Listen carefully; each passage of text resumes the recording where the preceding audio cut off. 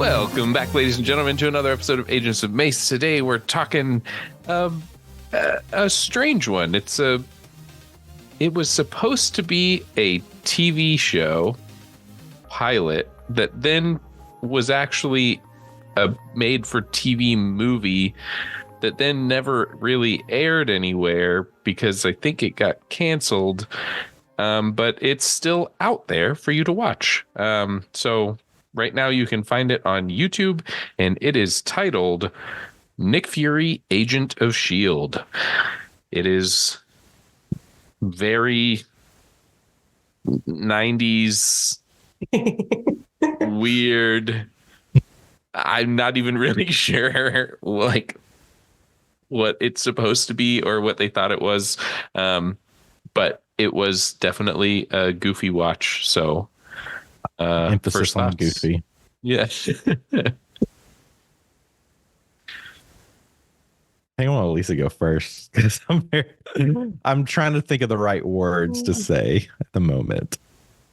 Okay, so this movie is precisely what you would expect to see on the Sci-Fi Channel in 1998, and that is not criticism, that is not praise. It is just a pure description, and this was fun to watch, especially from our current perspective, well into the MCU. But as far as the actual quality of this movie goes,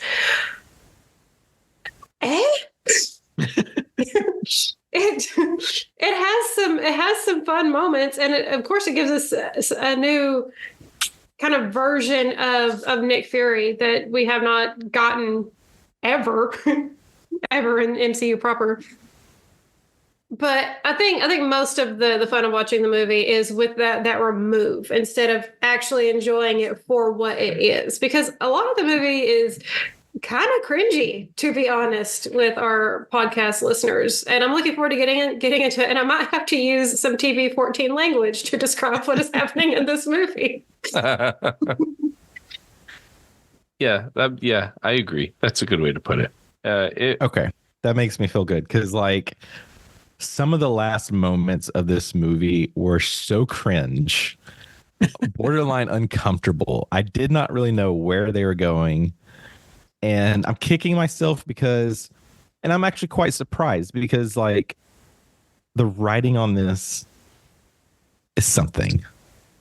It's definitely 90s. And I don't know if it's just 90s cheesy, and it fits with so many things that we've seen in the 90s. But I'm looking up the resume of David S. Goyer. Yes. Oh my gosh. I'm quite surprised. He's the writer on all the Blade movies, Batman Begins, The Dark Knight Rises, Man of Steel. He's so in the superhero realm. Man, oh man, this movie, the one-liners throughout this are something. Oh, yeah. I will say it is, to me, this was very reminiscent of the early live action Batman movies, where it was we're going to take a comic book and put it on the screen for you to watch. And that is what this is. One-liners and goofy set pieces. I mean, it's just like you're watching a comic book. And I don't really know that the story is all that bad. I think with a little tweaking and maybe, a couple rewrites, the overarching story of this could have been pretty cool. But I think when you put this kind of cool story with this really cheesy comic book on TV, somewhere there's a disconnect and you end up with this, which you're kind of well, I see why this maybe didn't get greenlit for the future series or whatever it was supposed to be. I'm wondering if... Oh, go ahead, Luke. Well, I'm wondering if they would have chosen to use more notably known characters, it could have stuck better. Because some of these, I question if they were made for TV characters just to kind of part of the story. I haven't looked into all of the agents' names. We got our primary two, which we'll get into in a little bit, which the second one, the the female lead / love interest of Nick Fury. I was not expecting to go with this character, but yeah. And I was going to say that whenever I was scrolling through the reviews of this movie on Letterboxd, most of which did rate it as being pretty mid, one of them pointed out that at the time, this was the biggest actor who had ever been cast in a Marvel role. David Hasselhoff was extremely famous whenever this was made, and they had never had somebody of that caliber stepping into a Marvel comic book adaptation. Which now it seems kind of laughable because we've got the biggest stars on the planet playing some of these characters, including playing Nick Fury. But yeah, it just shows how much time has passed. How many things have changed since the storied year of 1998? Yeah. I will say something that surprised me was right when the movie started, you get the comic book flip for the Marvel logo. And I was like, wow, I definitely thought that started with Iron Man. So crazy to see that was used in existence. then. Yeah. Like, was that in front of any of the Spider-Man movies? I don't remember that. I was wondering the same thing. See, now I want to go back and check out Blade again or the Fantastic Four movies. I can't remember if they may have had it. Yeah, I remember the big red Marvel, but I don't remember it being like the comic book pages flip. So that was super exciting to see. Yeah. Another fun blast from the past thing was that on the YouTube version that I watched, and maybe the same one that y'all watched too, in the corner it had the logo for the Encore Action Channel, which I fully forgotten had even existed. Yeah. About probably half the way through, I started looking at that, and I was like, oh, okay, this was on Encore, okay. And then apparently there is. I'm so curious.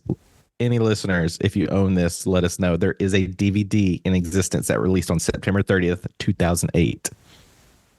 Yeah. How many? I wonder how many copies. Does it have bonus features? I think there's a VHS version of this too. And both of them are very difficult to find because when I first looked into this as something for us to watch, I was like, well, if I can't find it online somewhere, how could I get it and we could watch it? And it was like, oh, it's $120 for this movie. No thanks. Kicking myself. We should have asked Donovan to come on, but Donovan, if you're listening, I know you got a copy. Let us know. Well, let's get into the story a little bit here, because it starts off with a pretty big name in the Marvel universe, and it definitely made me think that we were gonna see Captain America. But you find the movie starts basically in this S.H.I.E.L.D. facility where they're keeping Baron von Strucker's presumably dead frozen body. Why? I don't think they ever really explain why. They're just why does it look like that? Yeah. Well, he had some sort of virus, and I think they didn't want the virus to get out. But it's well, there's plenty of other ways you could have dealt with his body than freeze it and keep it in, let's be honest, real low security. They make it seem like there's a ton of people in this building, and then you realize, oh, there's pretty much 2 guards in this room. And then one of them, surprise, shoots the other one, and an alarm sounds. And then all of a sudden there's all these guards, and you're like, well, where are they? Why aren't they guarding this room? I was very confused. Why does it look like there's so many people here when a second ago there was basically nobody here? Mm-hmm. But we right away, it's Hydra is here. They're stealing stuff. And you're like, oh, Hydra's the big bad for this. Okay, cool. Maybe we'll get some Avengers stuff going on. Even mentions of it. Don't get your hopes up. That's not mentioned at all. I did like the one guard who gets shot when he like gets up to start fighting back, he has probably my favorite one-liner of the entire movie. He just goes, "Let's rock and let's roll." That was one of the notes that I made. I told Drew before we started recording. I only made like 6 notes, but that was one of them. Was that line? Amazing. Yeah. That line. Oh, and actually, it's not even let's. It's let us rock and let us roll. Is the line? Oh my gosh! Let Just us. that whole intro, the sounds, like the how they like put the text on the screen. I mean, instantly, I'm just thinking of like X-Files. Like it's all the same. It's like copy and paste, right? Yeah. Like there's so many things in here that to me it's just like I've seen this in so many 90s series that it just feels like they just copy and paste the sound effects files over. Yeah. Yeah. That little like typewriter, like Yeah. Yeah. The fonts, everything. It just all feels familiar. Well, basically, I still am not like 100% sure. I don't think his whole body gets stolen. I think just like samples of his body get stolen. And S.H.I.E.L.D. is like, what do we do? I know we have to call in like this one person. He's the only person that's going to be able to solve this. And it's Nick Fury. And we have to go find him. So they go find him. And I think this was like my biggest issue with the movie is when they find him, he's in like a boarded up old train tunnel. And he's just pickaxing the wall. Like not bare rock. Yeah. He's just like chipping away at solid concrete and hasn't made any like dent in it. It looks like he just started like right before this guy got there. No explanation. No. It is never mentioned like what is he doing here? Why is he here? Is he actually trying to do something, or is he just so bored that he's just decided to start chipping away at this cement wall? I was so confused, and it's not a quick like 2-second scene. I mean, he hits the wall like 6 or 7 times. No, it is, in my estimation, it was there to show off those guns. It was something for the ladies. It's so like choreographed because it's like the amount of time they just put just on that emphasis, and then it's like he's got to slowly turn and walk like directly into this like stream of water with cigar in his mouth. It's a great intro shot to Nick Fury. I will say that. Maybe that's what it is. Maybe they're just like playing off the like he's from Baywatch. Let's like show his muscles and make him walk through water. But it just made no sense for what he was doing for this like grizzled army vet to be just chipping away at a wall and then to your point, just walk straight through a waterfall for no reason. Cigar. Yeah, and like okay. Is the cigar like, is that canon to the comics? Yeah, he does. He is a little like in the older comics, at least, he is a little bit more like Wolverine-y in the sense of like he's got a cigar, a stogie. Yeah. I did also think it was funny that like basically somebody is there. We don't know who's there. He's chipping away at the wall. He hears them like rattling the door, which was weird too. And so then he has to run. He has to like sneaky run away to hide in this tunnel.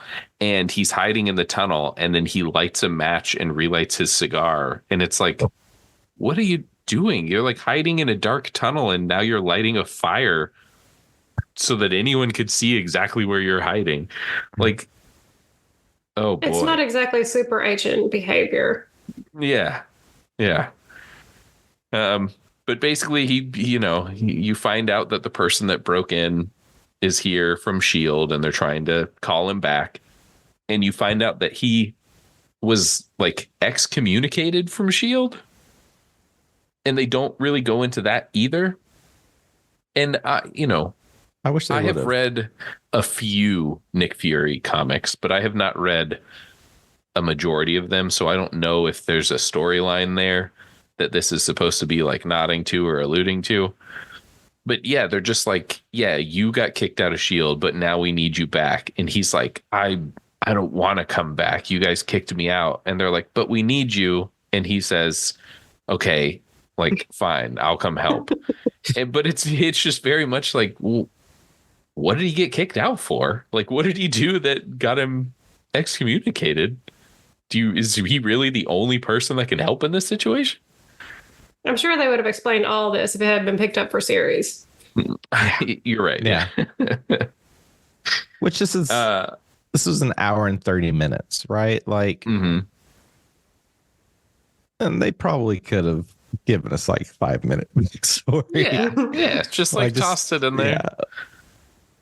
Yeah. But we could have taken out like a good minute of him pickaxing the wall, and they could have used that to explain. Or the amount of like stogie scenes. Like there's a lot of scenes where he just like has to get another cigar. And so many scenes of the villain like just posing and like saying ridiculous things for no reason. Yeah. Paper thin villain in this, by the way. Yes. Very, very weak. And also it's just, it's very of its time and not in necessarily good ways.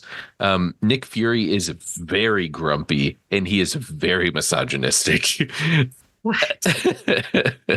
And there are multiple times where it's like, this is like uncomfortable that they are making him basically like, he's telling this female agent the only reason she's good at being an agent is because she's good at sexploitation.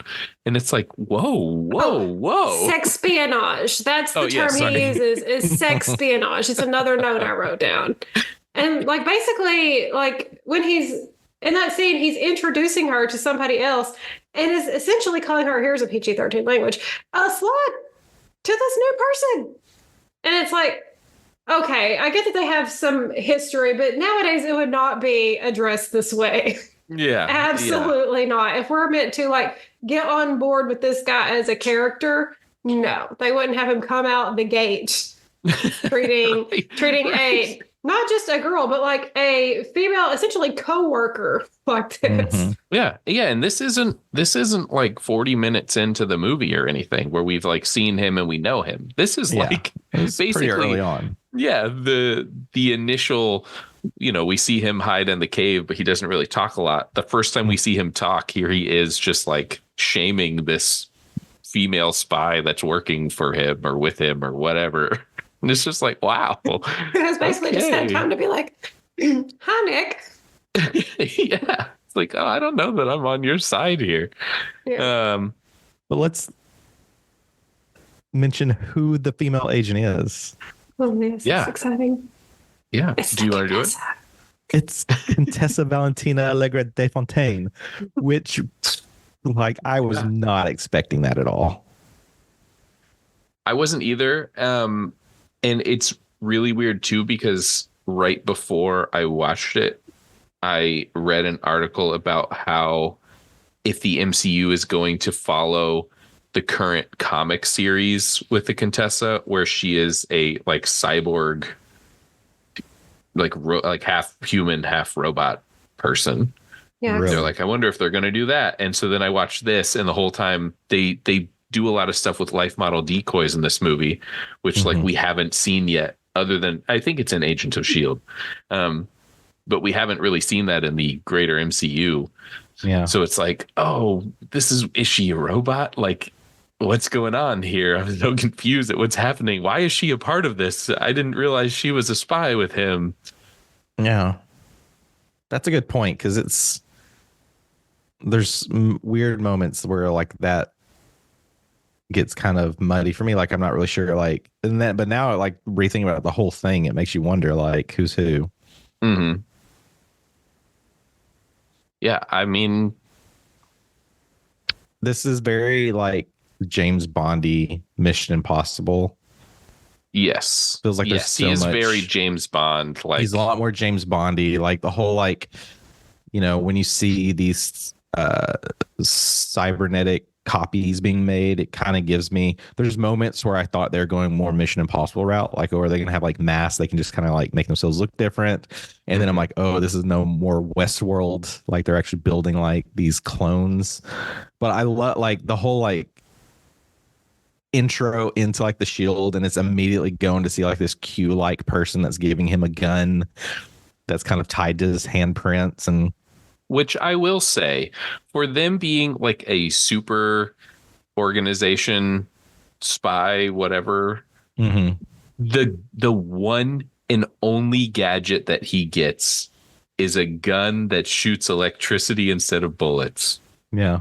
That's it. That's the cool, super future tech that he gets. And I was like, what's so funny with that? It's like I think it was like Casino. Was it Casino Royale? It was like one of Daniel Craig's earlier Bond films. Like when he meets, that's all he gets. He gets a pistol that's tied to, and then like I think a radio. And I'm like, where's the watch? Where's like all this, where's like anything. The sandwich that's a bomb? like yeah, but I'm looking at like looking at this era, this is like the Pierce Brosnan Bond era.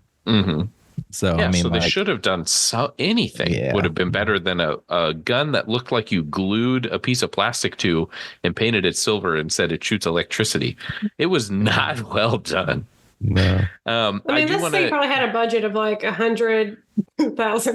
Oh yeah, I didn't even look that up. Somebody was back there painting that plastic gun, making it look real nice for the cameras. Yeah.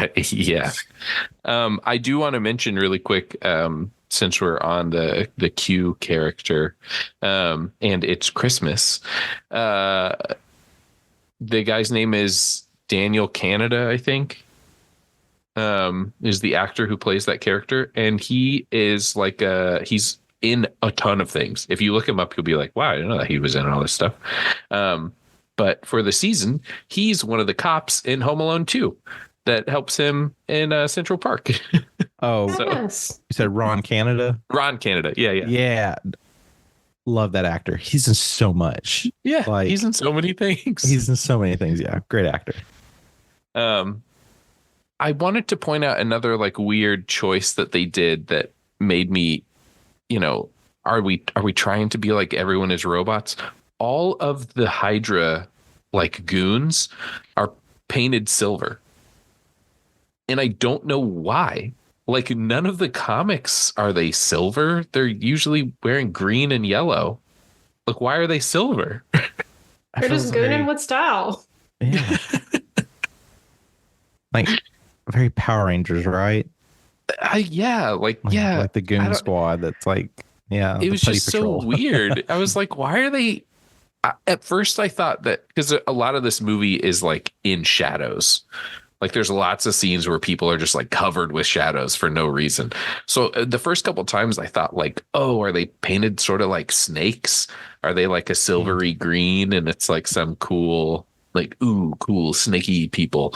And then you see like a bunch of them standing just in fluorescent lighting. And you're like, oh, nope, they're just silver. And like not really well painted either. Just sort of like half painted in silver. Splotchy.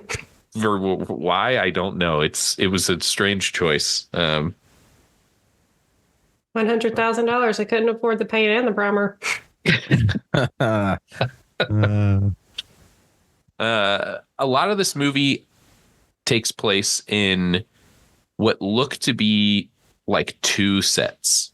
It looks like they filmed a bunch of stuff facing this side of the set, and then they were like, okay, let's pretend we're in a different room. Everybody, we're going to put the cameras over there and shoot this way now.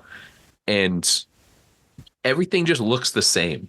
Like basically from the moment that he gets out of that tunnel, we're in like labs, just nondescript labs and science technology rooms for pretty much the rest of the movie. In hallways. In hallways. There's a couple of hallways. The other than that, the only other scenes we get are like the weird CG, awful green screen, weird like spider version of the helicarrier and the weird Quinjets that they fly around. And whenever they get up to the helicarrier, the like main deck looks like far too small when they show the people standing in it. It looks like it's big enough for like 2 or 3 people to walk around that room. And then the next time you see the helicarrier, that same room is like gigantic. And you're like, oh man, somebody messed up on sizing them on that green screen for the room they were supposed to be in. It was, oof, not a good year for CG, I don't think. Nope. But there's just lots of not like dead space, but it does seem like there's a lot of time where like nothing's really going on.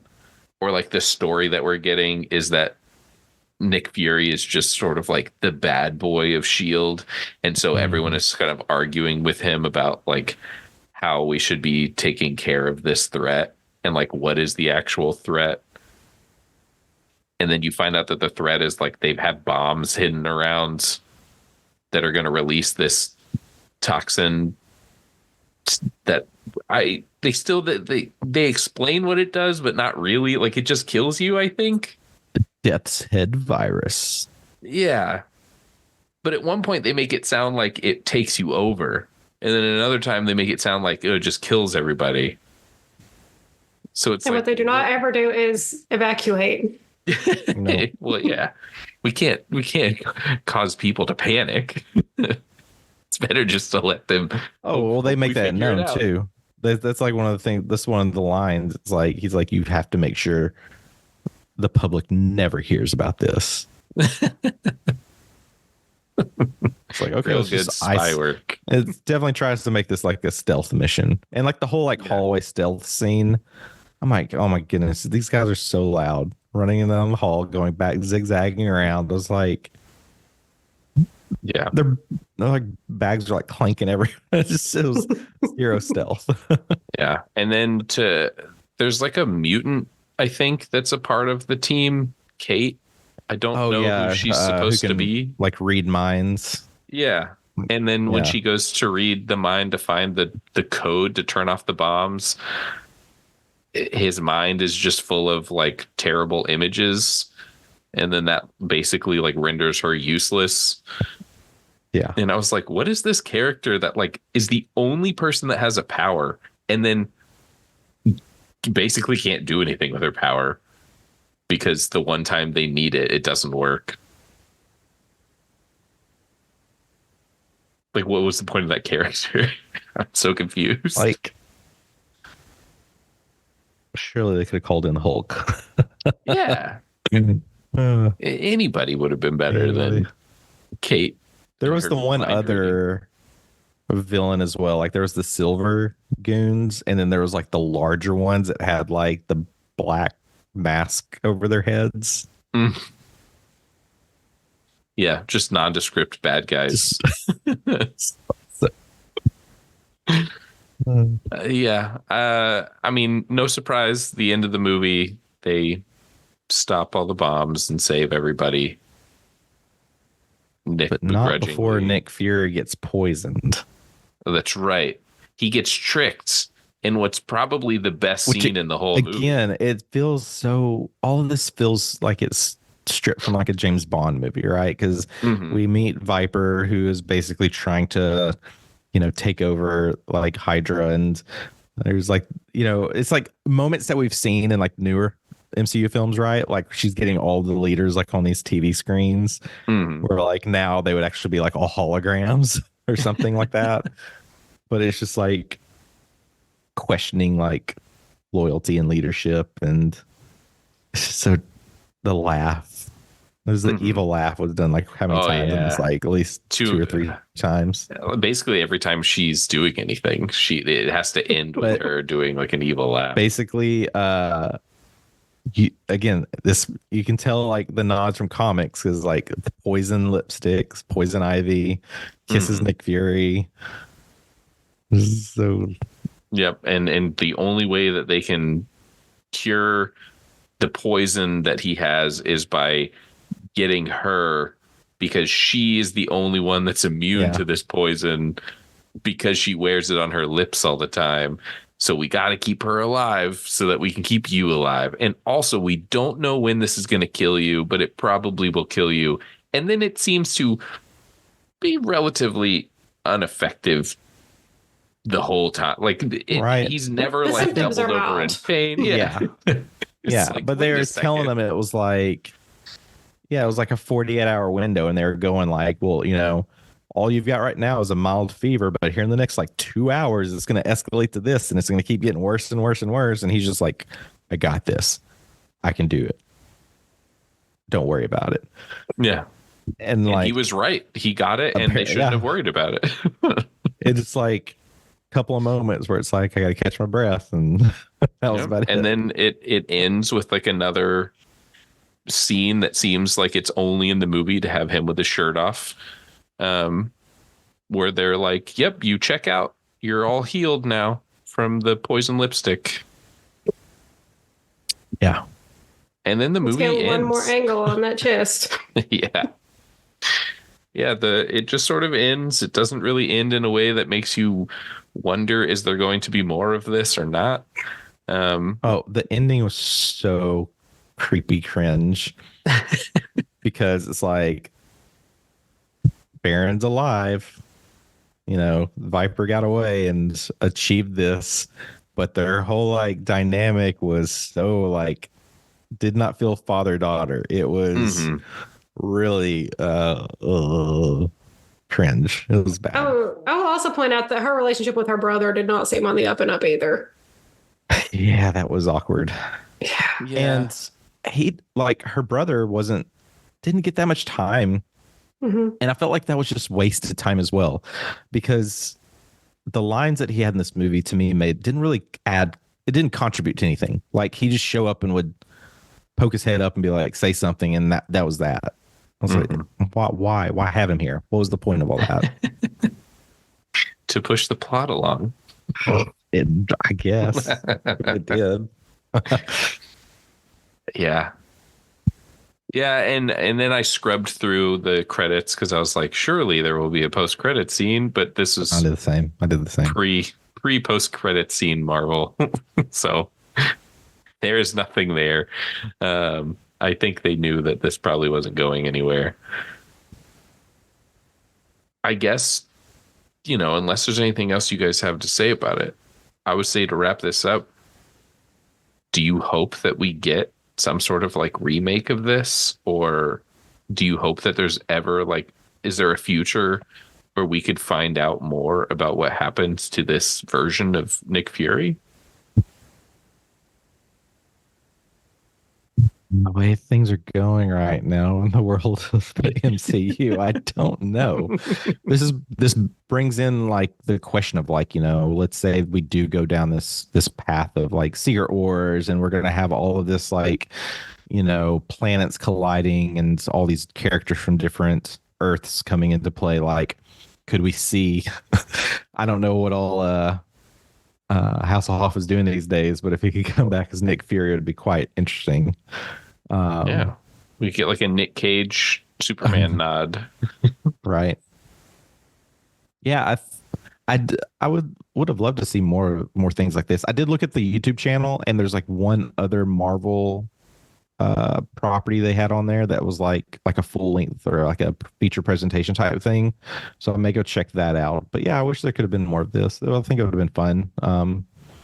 Get more time with these characters. Nick Fury is like such a fascinating character, and I like that we've gotten a little bit more time with him recently with like Secret Invasion, but like really kind of understanding the workings of him, of like just there's a lot of stuff I think with this character we should know more. I can't believe I forgot to mention my favorite scene in the entire movie, when he lifts up his eye patch and he pulls out his plastic eyeball that turns out to be a grenade. Yeah. And it's like, wait. So not only do you not really need the eye patch because you have a fake eye in there, but your fake eye is a bomb that you use to like detonate a wooden door. And it also stays like perfectly clean the entire time. Like you would think it would be gross. Oh man, when he pops it out, I was like, wait a second, what? And also, not only does he pop it out, but he pops it out, and there's like wires attached to it that he has to pull the wires out Yeah. and then like Yeah. shove them back into his eye. So I was like, wait, so you have a robot eye, but instead of use it, you just keep an eye patch on it? It's a secret. Mhm. Okay. I don't know why this popped in my brain, but what would be a crazy crossover kind of cool? I think one of the most coolest, like, unique villains ever. If you've seen The Last Action Hero with Arnold Schwarzenegger, Mm-hmm. like the one eye guy that had like changes his eye, like fake eyeball through that, Yeah. like having him go up against Nick Fury, An eye off. an eye off. That'd be I mean, wild. this definitely felt like they took James Bond and they took Arnold Schwarzenegger and they mashed him together, and you got Hasselhoff, Nick Fury. Mhm. So I think all in all, a fun watch. I wouldn't ever say it's a good movie, but it is funky and it is fun. And if you like that 90s vibe, then you'll definitely enjoy it. Right now you can right now you can still watch it, the entirety of it, for free on YouTube. But if you're thinking about watching it, I suggest going to watch it now, because who knows how long it will be available there. And once it's gone, you might have to shell out hundreds of dollars to buy a copy of this to watch it, because it is not available for rent anywhere. So keep that in mind, listeners. I wonder if Marvel would ever want to like bring this, back or something. I don't know. I mean, it definitely seems like something that they could throw up on Disney Plus. I don't know like what the licensing is for this, like who owns this. The wiki says the budget on this was $6 million as well. That's it. I'm curious because this doesn't feel like $6 million budget. Half of it is for Hasselhoff and half of it is for the CG effects. Production companies are Marvel Entertainment and 20th Century Fox Television. So Fox So they probably should own it in all directions since they bought Fox. Right. Oh, that's right. They bought Fox. So yeah. So yeah, they should absolutely put this. What are you doing, Disney? Put this on Disney Plus. Yeah. Maybe they're trying to put some respect on Nick Fury's name. Yeah. Yeah, it is a little problematic here and there. Maybe they don't want to be tied to this at all. Oh, man. Because, quick question. In our current MCU lineup, we haven't had Nick Fury and Dave Fontaine. They have not crossed paths, correct? I don't think so. Not yet. No. That could be interesting. The closest we got was Dave Fontaine and Martin Freeman's right character. That so was Nick like Fury, he's got to know that she's around doing stuff, right? Like he would assume. Know. I mean, that could be interesting. I don't know. I don't know if in this MCU if she was ever a part of S.H.I.E.L.D. or not. Right. I mean, it's possible, but yeah, it's also possible that she's just her own governing body and they're keeping it separate. But I mean, we'll have to find out eventually. Yeah, there's going to be some sort of crossover. Well, that does it for us this week. We hope that you all have a happy holiday.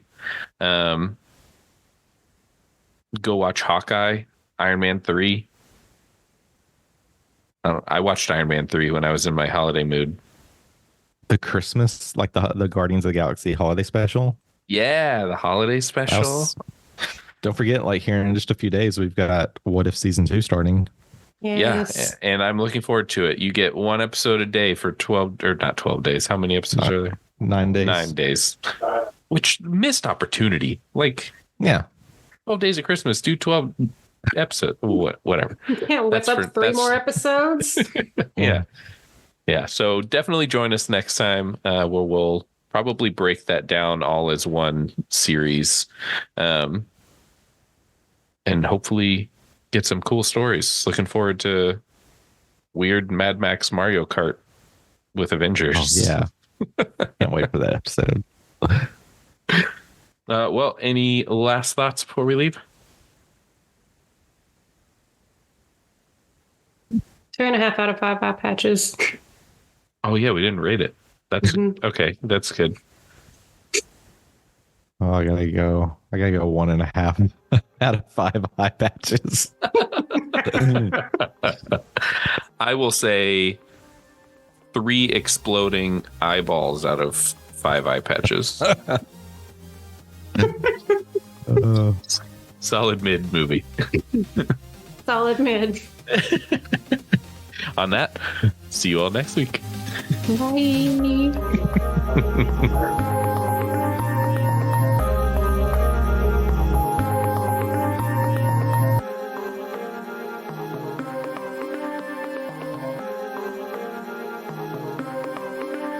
I put my hands up like this, and then it's doing it again.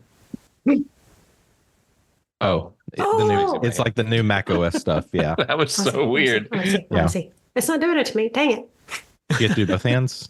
I don't know. It like sometimes pops up and then sometimes doesn't. Yeah, I haven't updated yet. I'm doing that over Christmas break. So sometime next week. Maybe I haven't updated.